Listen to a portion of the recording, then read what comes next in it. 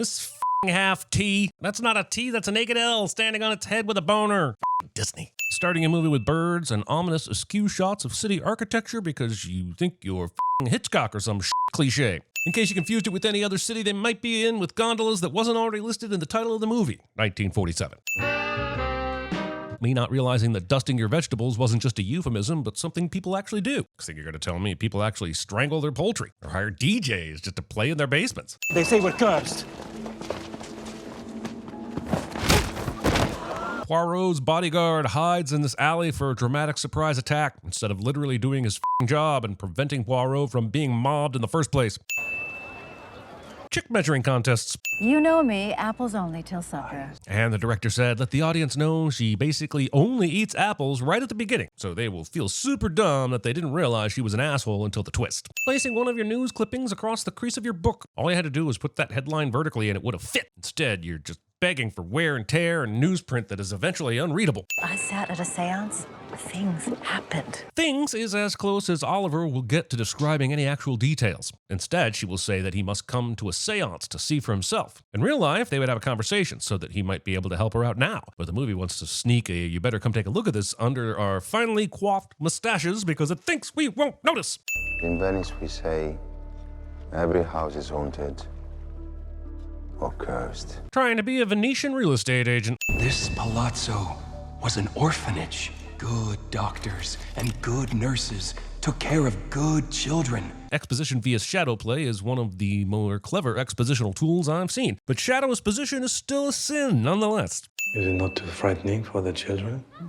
Scary stories make life less scary. You can tell that to my horror movie-inspired fear of dolls, dolls on tricycles, dolls with their own smaller dolls, men in hockey masks, men in Shatner masks, men with finger knives, dolls with finger knives, dogs called Cujo, girls called Carrie, leprechauns, androids, nuns, mists, and being human centipede. For they want revenge on the doctors and nurses who left them here to die. If spirits actually hung around in haunted places because of negligent healthcare, the U.S. would have an entire industry of ghost busting and not just a disappointing sequel every half-decade or so. There are way too many oil lamps and candles in this chaotic mess of children playing for me to not combine an over-candling sin with a kid's sin, which may be the most dangerous combination of sins in the history of sins. Listen, I know it's 1947 and times are tough, but this is the biggest table of what can barely be called party food I've ever seen. I'm pretty sure these 4 plates are just different sizes of the same sponge. Don't you at least want some cake? That's for the orphans. Turning down orphan cake. This is our hostess? This is mine. The soprano, Rowena Drake. This movie is already feeling like long stretches of ominous tone setting interrupted by long stretches of expositional conversations. If only there were a medium more suited to setting up all the characters, places, clues, and hints for a murder mystery. Hey, they should make a book out of this. Do you need a pill? Every single television commercial in existence. My daughter used to stay up at night, talking. I thought it was with her dolls. Thinking talking to her dolls was the non-scary version of this story. Have you seen Annabelle? Or Child's Play? Or Barbie? This one will be very sad. Scene does not contain a Jobu Tupaki. Your daughter's room is on the 3rd floor. How did you? I would guess she found out by reading the article that covered your daughter's death, or one of a dozen other possibilities, but the movie would much rather Rowena play dumb so that Reynolds can appear as psychic-y as possible. Why I like the term medium. Sort of middling. I'm not big or small, I'm not interesting at all. Movie contains its own admission as to why it's happy to be considered mid. The detective. You're anything but medium, you're quite famous. An ongoing sin for the idea that a detective would ever be world famous. I would welcome with open arms any honest sign of devil or demon or ghost. Welcoming devils and demons with open arms. Do you want tranced? Because this is how you get tranced. Stealing the opening of Phantom of the Opera because you think people will think of it fondly. A ceiling weakened by water damage, unused to rollicking footsteps. No credit for theatrical timing. We can give the credit for the theatrical timing. Considering all the convenient things that happen in this movie just when they need to happen, we will be giving all sorts of credit. Here's some credit right now. If I may, please, how did the girl die? The balcony, the canal, drowning. What an unnecessarily convoluted way to say she drowned. To dust a bit and to check on Harry. Who is Harry? Harry is apparently a bird from the family Psittacus jumpscarius. He used to speak before she died. Now he just cries. No lady. I think you'd be crying too if you were left alone and in the dark in the room where your previous companion was murdered, not having the dedication to finish a game of solitaire. The police said the cuts were from the fall. The police. The police? Baba the rabbit. Oh, for f***'s sake, this is rapidly becoming Poirot visits a haunted house and we have to suffer through it in Venice. Waited a whole 6 months after Alicia died. Look, I know the movie is setting up its suspect list here and Maxime is supposed to have our full attention, but can we stop telling people how to mourn the death of someone in their life? Everyone handles loss differently and heals on a different timetable, so maybe stop it with telling people that their grief isn't up to your standard. Bringing more lights into a separate room to do the seance when the main bedroom already had all of the too many lights already. This chessboard doesn't have the correct amount of squares, is at an odd angle, and none of the pieces are where you would expect them to be this far into the game. Sorry, but if the movie's going to insist on these weird and unnecessary angles, I'm going to be weird and unnecessary with the sins. Why? Yes. Why does why have to mean yes? It could mean yarp or yawn, or you're full of shit, lady, let me rest in peace. Alicia. Alicia. Or A, as in, am I the only one who's thinking of all the trees that had to die so these idiots could use an entire piece of paper for each letter that the ghost types? Also, even from a charlatan point of view, wouldn't you rather not have to reload new paper each time during the session? All of a sudden, a paper jam can completely end your ability to milk more money from the grieving. In the chimney! What the hell does Poirot release here to drop the chimney assistant? Is there a dramatic reveal lever hidden in there? Why couldn't Psychic Santa just stay where he was? Ah, that magnetic switch. Poirot exposes the magical typewriter in this seance to be bullshit, but the movie wants to use insane clown posse logic to explain how magnets pulled this trick off in 1947. According to the Everything Everywhere All at Once school of interdimensional travel, Michelle Yeoh just transported herself to a timeline where Death on the Nile is an Oscar-winning masterpiece. Joyce will now speak in and out of Alicia's voice, and the movie will never really explain whether that was a perspective shift or trick. The movie will continue to play fast and loose with evidence throughout, mainly because it wants to have its paranormal orphan cake and scientifically eat it too. Upskirting a bell statue. That woman is proof, living proof. There's a title. Harry Connick Jr. isn't searching for a cure for breast cancer in this scene. The woman who stumped Hercule Poirot. I admit I cannot solve all of our methods in this moment, but of course I will. Which makes me wonder why he left the scene of the bullshit. All the evidence he needs is in there, so why give them the opportunity to hide the evidentiary strings, mirrors, apparently magnets that help them pull this off? You are amongst frauds, the gifted one. Elon Musk. Imagine a war nurse who hears ghosts, surrounded by screaming on her ward, inside her mind. Michelle Yeoh is a f***ing gift, and it took way too long for the world to figure this out.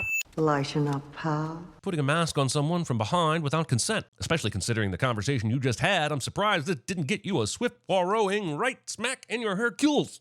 If Eve is just now offering Adam the apple, why are they already covering up their southern gardens? I didn't even know they were naked until after they ate the apple. That's right, I'm sending this grandfather clock for its lack of biblical accuracy. Suck it, movie. Gross! Can you imagine many things nastier than the water in an apple bobbing container after child has dipped their hair and head orifices into it for the last hour? This water should be so cloudy by this point that it could be mistaken for high pulp orange juice. The amount of things that had to happen for this attempted murder to take place is silly. Joyce just happens to dress him completely in the costume so he could be mistaken. An apple bobbing station just happens to still be out and not cleaned up long after the kids have gone home. And Poirot has to break character enough to decide to bob for frickin' apples in the middle of his case. The movie expects me to believe even for half an eye-opening second that Poirot is dead when we still have an hour of Poiroting left and several books of recognizable IP to milk. Considering he's face down in the bowl of apple-bobbing saliva, how did you even know it was him enough to call his name? I just solved the murder, didn't I? Ah, well, I guess we're done here. Right? This box light is now pointed at the center of the back wall, and just a few moments earlier, it was pointed towards the corner of the room. Is the set designer the murderer? She made up that murder idea to impress a famous author and to bait the hook on a new income stream. Then why is she dead? Gravity. Well, technically, being impaled by a statue is what killed her. Gravity was just the delivery method. I'll out-facetious you all day, son. This is my turf. The canals are not safe. We can't get a boat here until the storm clears. Ah, yes, stormy weather, aka every mystery writer's best friend to make sure none of the suspects leave. Also, it's almost like building a city on the water was a bad f***ing idea. Yes, I'm sending all of Venice, even if it did give us that awesome scene in Casino Royale. And call back the police. Tell them Hercule Poirot is on the case. While you're at it, somebody call the entire population of planet Earth and tell them to stop inviting Poirot to parties. The man is a f***ing murder magnet menace. Don't you dare look at me like a murder suspect. We're old friends. Every murderer is somebody's old friend. Even if this were true, and I don't think you have the evidence to back it up, she didn't say she was someone's old friend. She said she was your old friend. Do you even semantics, bro? And you are, so far, viably alibied by the chef for the time. She has an alibi? Well, do you maybe want to open with that instead of the "you've written too many murders" nonsense? Which is why I shall now ask you to assist me in my investigation. But what if the chef was in on the murder too? Poirot shouldn't be trusting anyone who was present for the murder to be his assistant. Papa the rabbit?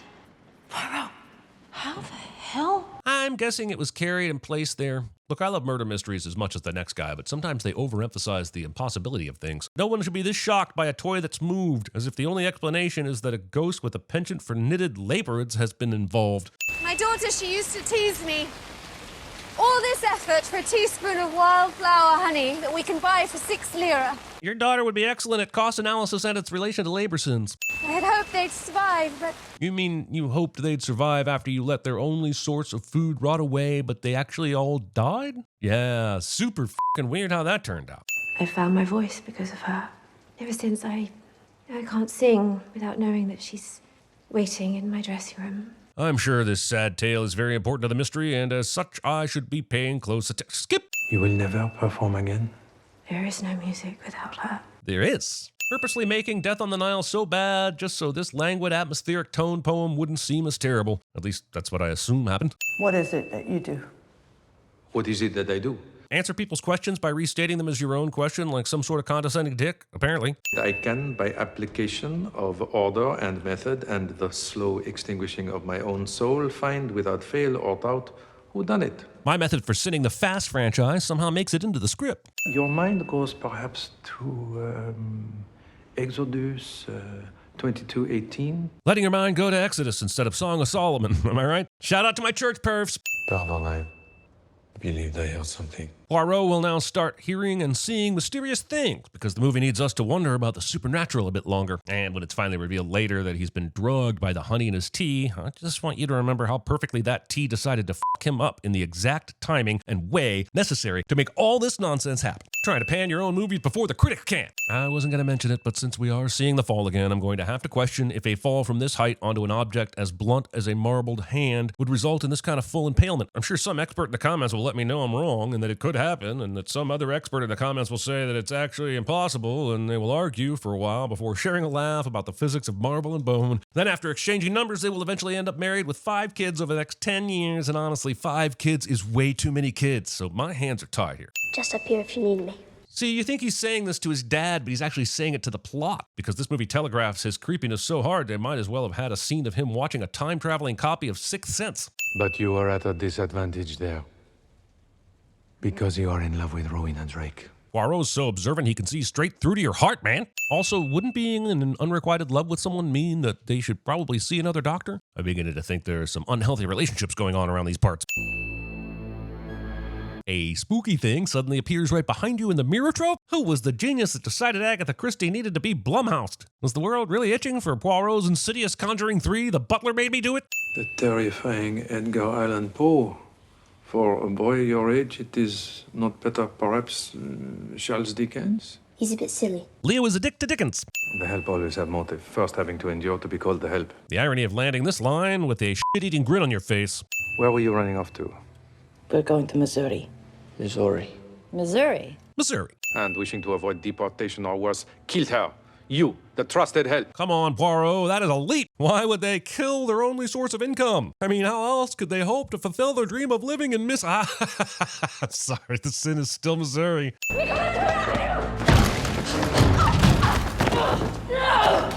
If I'm trapped here, so are you. Don't mind me, I'm just folding blankets into crates down this hallway and happen to have an extra one that I was able to perfectly aim at an unseen target like some sort of wooden box sniper. You woke the bear from his sleep, you cannot cry when he tangos. That's not an expression in any language. We continue. The sheer amount of literal staging lights left plugged in and turned on around this house is honestly kind of a ballsy move by the set crew. I mean, it's complete bullshit, but it's ballsy bullshit. It's bullshit. Who are you talking to? A child. You must have heard. I mean, I could buy scene, maybe, but the girl didn't say a thing. So what would Oliver hurt? kicking walls and hoping they are doors. This whole section has gotten so bonkers that I swear we are one step away from finding out this skeleton belongs to Nicolas Cage and this is a Wicker Man sequel. We can rest now in my music room. It's almost soundproof. To reiterate, my music room is soundproof, just in case you didn't hear me and that information might come into play later. I have a music room, and it is soundproof. We clear? Honey, good on a cut. Ancient antiseptic. The plot of this movie is so dependent on honey, we should move it to the woods and rename it Winnie. That's not wildflower. What the f***? He can smell different honey types? I'm not saying it's impossible. I'm just saying it's all kinds of improbable. Both that he had developed that skill and that he just happened to want to taste or smell honey that had been sitting out in a pile of dirty dishes for who knows how long. Oh, come on. This means nothing. There's no rhyme or reason to picking those specific letters that make Poirot a genius. You know what else you could make it spell? Potato, or hotcake, or taint salad. His palazzo, it plays tricks. It puts things in front of me again and again. Mistaking the screenwriter for a palazzo. Because you are in league. The authoress and the bodyguard working with the medium in the cahoot. You sure you don't mean working with the medium S? Quit calling Oliver an authoress, Poirot, or at least do some detective work on your own possible linguistic sexism. Since we're unveiling all these end-movie mysteries, there's a line that's been bugging me. We shall not meet again. Now, this was true because Reynolds died that night, but if she's not a real psychic, why did she say it? She didn't know she was going to be murdered, and she had no reason to believe that Poirot wouldn't return to debunk the next seance. Wait, you're telling me the great Poirot sees a footprint in the chimney, but doesn't spot a janky wire ripcord attached from a chair to a window? That's a huge miss! I wrote you up as a genius. Why shouldn't I use you to sell books? So she clearly has no imagination of her own, but are we saying that there is no one in the whole world that is solving murders other than Poirot? She shouldn't have to travel outside of New York to find a good murder. Stacking an oil lamp on a chair on a table that already has an oil lamp underneath it in the middle of the hallway. None of us are safe. Nothing human could have done this. Oh yeah, this is the part where everyone spells out how impossible the murder is, so it's extra impressive when Poirot uncovers the simple solution. Leaving the bed light on directly above someone who is trying to sleep. This mirror breaks, which of course should lead to bad luck, but thankfully for Poirot, he's in a movie, and it instead leads to the good luck of leading him directly to the final clue he needs to get into full denouement mode. Also, Henry the Bird won't get any other credit for basically solving this entire case. A mother who killed her own child, then killed twice more to hide her terrible sin. Instead of just, not inviting a bunch of people into her home to do a seance so you could murder them and bring more attention to it. This is another example of a more likely way you could have possibly hidden it. Its highest concentration in the nectar that concentrates further when processed by bees into honey. Now that we know it's all about the bees, it's kind of wild that Rowena got so specific about her honey-making hobby when they were back in the secret garden. Why volunteer the murder weapon? She could have easily just said, yeah, we had a garden, what of it? She doesn't even need to mention the fucking bees, let alone offer up that she made her own honey. And not knowing the real truth, Olga Semenov did what she believed that you would do, and served Alicia Drake calming tea, sweetened with honey. I mean, maybe she didn't know it was poison, but that is still way too much honey for a half-full cup like that, especially when you're not even putting in any milk. Poison tea or not, you get your tea game in order. Both Miss Reynolds and Dr. Ferrier had to be stopped, but how? The seance. In a haunted house. On Halloween. The movie, summarized, unnecessarily. Also, Rowena's plan to stop the blackmailer goes like this. Gather the suspects together, have seance, murder blackmailers, blame curse, police believe bullshit. And what's wild is that this plan might have worked had Poirot not turned up. Which, now that I mention it, given Poirot's fame, why didn't Rowena abandon the plan and just try again when Poirot wasn't there? Why do murderers keep trying to do a murder in front of the man who's famous for solving murders? Also, to the power of also, we found out just moments ago that this whole thing was Oliver's doing to lure Poirot into the case. So was it both her idea for Poirot and Rowena's idea for the murder? What good luck for all. Hiding behind superstition, legend, fear. Earlier, Desmond told us that Reynolds... She served with the Kames at Malta. She was a nurse. Golly, it sure is lucky that Rowena's two potential blackmailers, Ferrier and Reynolds, fit so nicely into the ghost kids want to kill medical professionals thing.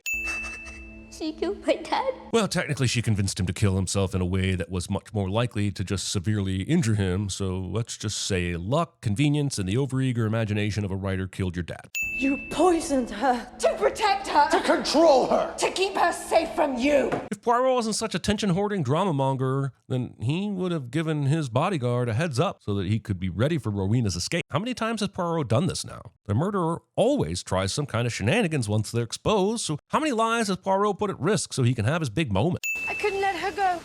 She was mine. Oh, you, movie. You spent this whole time trying to balance science and supernatural, and at the end you actually have the ghost daughter grab her and pull her over the ledge? Is it metaphor? Is Poirot still on his honey acid trip? Or did you just need to do one last jump scare because you desperately wanted to be a horror movie? Also, this right here is why the X-Files would piss me off so much. Scully would do a great job of laying out the science behind the supernatural of the week, and then some fucking nonsense would happen in the last 5 minutes that would validate Mulder's bullshit theory. It's only true because you're writing it that way, Chris. I mean, Kenneth. This mystery is not titled The Three-Body Problem. You must not blame yourself for anything that happened in this house. Oh, except for the part where it's all completely your fault. Us to home, you to America. Missouri, I understand. Passage for two. We can help with that, I think. Or you could do the kind thing and let them know there just might be places other than Missouri where they could fulfill their dreams. Holding your hat on the edge of an open boat as if wind resistance isn't strong enough to take it away. I promise you it is, Leopold, and the Nintendogs DS cartridge I lost out the car window 15 years ago is the eternally aching loss that proves it. Whether they are real or not, we must make our peace with them. It's impossible to tell if he's talking about ghosts or this facial hair. Your family is not cursed. I strongly suspect your brother added a codicil to his will, naming your doctor as beneficiary should all members of your small family perish. Spoilers.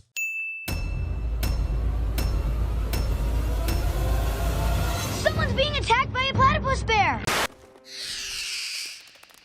Mine! Look, Simba. Everything the light touches is our kingdom. The power of Christ compels you. The power of Christ compels you. What you had there was what we refer to as a focused, non-terminal repeating phantasm, or a Class 5 full-roaming vapor. Are you the key master? Not that I know of. How incredible. To believe, to know the world has mystery. A God who cares enough to make abiding souls. God didn't do that, you did it. You're staring at me. Stop looking at me, Swan! What's your favorite scary movie? You're crazy. I like you, but you're crazy. And only the fragment of a photograph to remember such happiness. I don't think you're saying what you mean to say. Oh, oui. Penis, you know, to smile, to be happy. No telephone call would come from outside the house. It's coming from inside the house.